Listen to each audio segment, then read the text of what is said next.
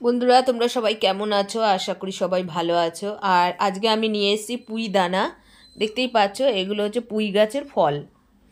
অনেকে পুঁই মিটুরিও বলে, আমরা পুঁই দানা বলি। চলো তাহলে বলি কী কী দিয়ে হবে। এই আলু, বেগুন আর পেঁয়াজ কলি, এই পুঁই দানা চচ্চড়ি বানাতে এইগুলো লাগবে।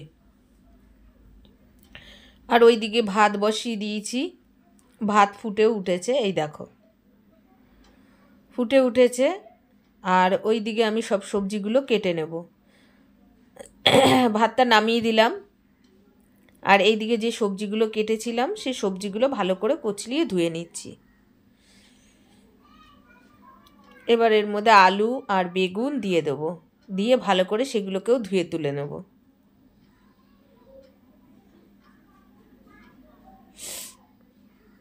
তারপরে দেখো এই যে পুঁই মিটুরিগুলো রয়েছে, এগুলো ঢেকে রেখে দিলাম, যেগুলো দেখলে ধুলাম, কারণ যেহেতু বাইরে রান্না করি সেহেতু অনেক ধুলোবালিও আসে। আর দ্বিতীয় কথা হচ্ছে মাছি ঘুরে বেড়ায়। মাছিটা আমার খুব ঘৃণা লাগে। মাছি খাবারে বসলে আমার খুব মাথা গরম হয়ে যায়। ওই জন্য আমি যখনই যেটা করি আমি একটু ঢাকা দিয়েই করতে ভালোবাসি। আর এই দেখো এগুলো পুঁইয়ের দানাগুলো আমি নিয়ে নিচ্ছি। পুঁইয়ের দানাগুলো বন্ধুরা সব দানা নেওয়া যাবে না, কারণ আমি আমি পুঁইয়ের এই যে দানার যে চচ্চড়িটা করব এর মধ্যে কিন্তু জল দেব না। তাই জন্য আমি এগুলোর যে মোটা মোটা যে দানাগুলো আছে সেগুলো ফেলে দেবো, মোটা মোটা যে ডালগুলো, কারণ ওগুলো সেদ্ধ হবে না, কারণ জল পাবে না তো ওগুলো সেদ্ধ হবে না। ওই জন্য শুধু ফুলগুলোর সঙ্গে যে নরম নরম যে ডালগুলো আছে সেইগুলো নেব, আর দানাগুলো নিয়ে নেব সব। দেখতেই পাচ্ছ আমি কেমনভাবে কাটছি এক এক করে। আর এগুলো আমি কিন্তু কিনে নিয়ে আসিনি বন্ধুরা, এগুলো হচ্ছে আমাকে এখানে পাড়ায় একজন মামি বলে ডাকে, তার চালে হয়েছে, প্রচুর হয়েছে, অনেক কাউকে দিয়েছে বন্ধুরা। যা এই দেখো এইগুলো হচ্ছে শক্ত ডাল, এগুলো হাত দিয়ে চিপলে পর্যন্ত ভাঙবে না। সব কাটা হয়ে গেল, কেটে তারপরে ধুয়ে নিলাম, কারণ এগুলো তো দানা, তো ছোট ছোট খুব নোংরা হয় এর মধ্যে, যার জন্য। আর ওদিকে কড়াইটা চাপিয়ে দিয়েছি, আর এগুলো জল ঝরিয়ে তুলে নিচ্ছি। উনুনে একটু কাঠটা আস্তে করে দিয়েছি, কারণ আমি যেহেতু এদিকে কাজ করছি। আর ওইদিকে তেলটা দিয়ে দিয়েছি কড়াইতে। আর এর মধ্যে এখন কোনো ফোড়ন দেবো না বন্ধুরা, খালি তেলটাই দিলাম কড়াইতে। আর তারপরে যে সবজিগুলো কেটেছিলাম সেইগুলো এর মধ্যে দিয়ে দেবো। সবজিগুলো নিয়ে আসলাম, নিয়ে এসে এই যে দেখতেই পাচ্ছ পেঁয়াজ কলি, আলু, বেগুন সব ঢেলে দেবো। ঢেলে দিলাম। এইবার ওই পেঁয়াজ কলিগুলো যে এই পুঁইয়ের যে দানাগুলো রয়েছে সেগুলোও দিয়ে দেব এর মধ্যে। পাশের বাড়ি হয়েছে, সে আমাকে মামি মামি বলে ডাকে, সবাইকেই দিয়েছে কম বেশি, যারা খেতে ভালোবাসে। আর অনেকে যারা রাঁধতে না জানে তারা হয়তো নেয়নি। অনেকে খেতে ভালোবাসে না, সবাই যে সব কিছু খেতে ভালোবাসবে এর কোনো কথা নেই। যাই হোক, হলুদ দিয়ে দিল, হলুদ দিয়ে দেওয়া হলো। যাই হোক, একটু ভুলভাল হয়ে গেছে, তোমরা কিছু মনে করো না। এর মধ্যে আরও কিছু মশলা দেওয়া হবে বন্ধুরা, সাথে থেকো আর পুরো ভিডিওটা দেখো প্রীতি অ্যান্ড মমতা ব্লগে। বন্ধুরা সাথে থেকো, কমেন্ট করো, লাইক করো, সাবস্ক্রাইব করো। দেখতে দেখতে একটা কমেন্ট করে দিও যে কেমন রান্না হচ্ছে আর তোমাদের কেমন লাগছে। আর এই দেখো লবণ দিয়ে দিলাম। এরপরে আরও যে মশলাগুলো আছে সেগুলো দেব। এই দেখো জিরে গুঁড়ো দিয়ে দিলাম, এটা হচ্ছে জিরে গুঁড়ো। বন্ধুরা তোমরা বেটেও দিতে পারো, কোনো ব্যাপার না। আমি বেটেই বেশিরভাগ মশলা রান্না করি, কিন্তু পেলাম না আমি, গুঁড়ো মশলাটাই পেলাম। আর এই দেখো এটা লঙ্কার গুঁড়ো দিয়ে দিলাম, তারপরে দিয়ে দিলাম ধনে গুঁড়ো,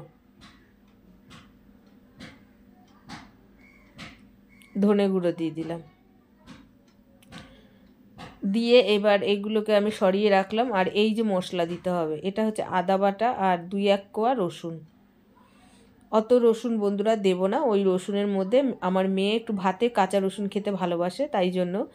আর সবগুলো দিয়ে আমি ঢাকা দিয়ে দিয়েছিলাম। দেখো এবার ঢাকা খুলেছি, দেখতেই পাচ্ছ। ঢাকা খুলে ওই যে আদা বাটা আর 2 কোয়া রসুন ছিল, সেই রসুন বাটাটা দিয়ে দিলাম। আদা আর রসুন একসঙ্গেই বেটেছিলাম। এবার দেখো আমি উনুনের আঁচটা আস্তে করে দিয়েছি, দেখতেই পাচ্ছ উনুনে আঁচ নেই। এই দেখো উনুনে আঁচ নেই। আবার একটু জোরে আঁচ দিলাম, কারণ ওটা ভালো করে সেদ্ধ হওয়ার ব্যাপার আছে। আর ওই দেখো নিচে একটা মোটা কাঠ দিয়ে দিয়েছি, কারণ নিচের মোটা কাঠটা আস্তে আস্তে জ্বলবে, আর ওপরের কাঠটা দেখো পুরো জ্বলে গেছে। ওই দেখো নিচের কাঠটা কেমন আস্তে আস্তে জ্বলছে। আর এই দেখো এইবার আমি এটাকে কড়াইটাকে আলগা করলাম, করে ওই যে আদাটা যে আছে সেই আদাটাকে ভালো করে আমি নাড়িয়ে মিশিয়ে দিচ্ছি, কারণ জল দিইনি বন্ধুরা, এই জন্য আমাকে ওটা ভালো করে মিশিয়ে দিতে হচ্ছে। যাই হোক, তোমাদের যদি ভালো লাগে অতি অবশ্যই বানিয়ে খেও, আশা করি মনে হয় ভালোই লাগবে, কারণ দেখো রান্নাটা দেখে যদি ভালো লাগে তাহলে খেতে অবশ্যই ভালো লাগবে। এবার ভালো করে আমি নাড়াচাড়া দিয়ে দিলাম, কারণ ভালো করে নাড়াচাড়া না দিয়ে আবার ঢাকা দেবো, কারণ ওই যে না ভালো করে নাড়াচাড়া না দিলে সেদ্ধ হবে না, একদিকে সেদ্ধ হবে একদিকে সেদ্ধ হবে না, ডাঁটাগুলো, আলু, বেগুন, আরও সব যে জিনিসগুলো রয়েছে সবগুলো, তার জন্য আমি ভালো করে একটু নাড়িয়ে চাড়িয়ে দিয়ে আবার একটু ঢাকা দেবো বন্ধুরা। ঢাকা দিয়ে দিয়েই রান্না করতে হবে রান্নাটা, আর খুব আস্তে আস্তে আঁচ দিতে হবে, কাঠের আঁচ, তাও আমি আস্তে আস্তে দিলাম। আবার একটু ঢাকা দিয়ে দিয়েছিলাম, তোমাদের আর ঢাকাটা খোলাটা বারবার করে আমি দেখাচ্ছি না, যেহেতু ঢাকা দিয়ে তারপরে আবার নাড়িয়ে আমি দেখে নিচ্ছি এবার আলুটা গলেছে কি না। দেখতেই পেলে আলুটা কত সুন্দর গলেছে।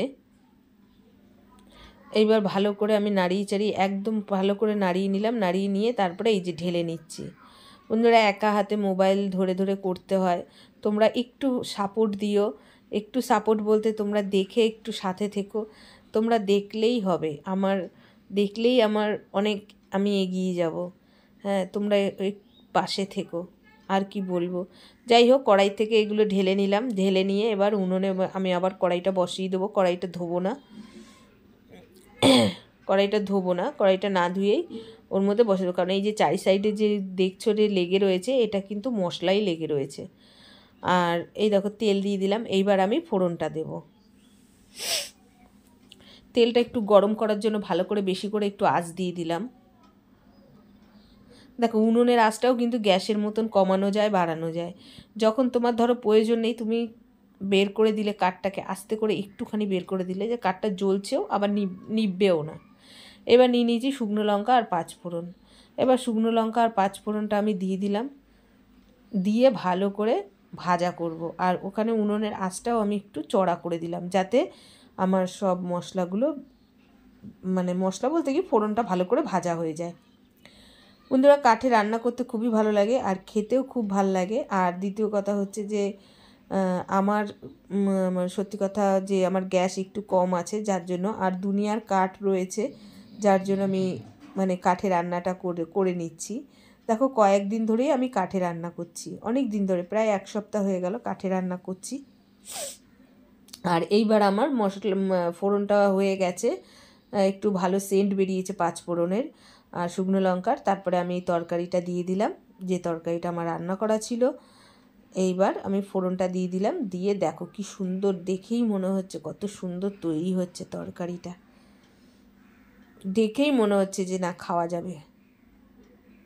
দেখে যদি ভালো লাগে তাহলে খেতেও ভালো লাগবে। আর যাই হোক চড়া আজে দিয়ে দিয়েছি, চড়া আজে উনুনটাকে দিয়ে দিয়েছি যে আগুনটা যাতে চড়া ওঠে। আর ওইদিকে মেয়ে দাঁড়িয়ে রয়েছে, দাঁড়িয়ে দাঁড়িয়ে দেখছে আমি ভিডিও করছি, এক হাতে রান্না করছি। এইবার নামিয়ে ফেলবো বন্ধুরা, নামিয়ে খাওয়া শুরু করে দেবো। এই দেখো তরকারিটা দেখতে কত সুন্দর হয়েছে,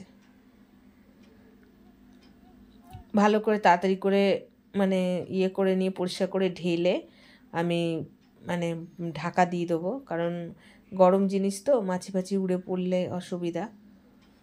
আর এবার আমরা খাওয়া দাওয়ায় চলে যাব।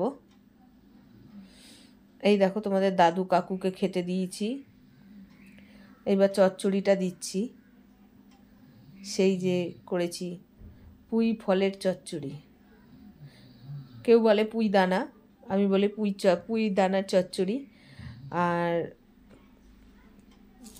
দেখো খেয়ে কি বলে তোমাদের দাদু কাকু।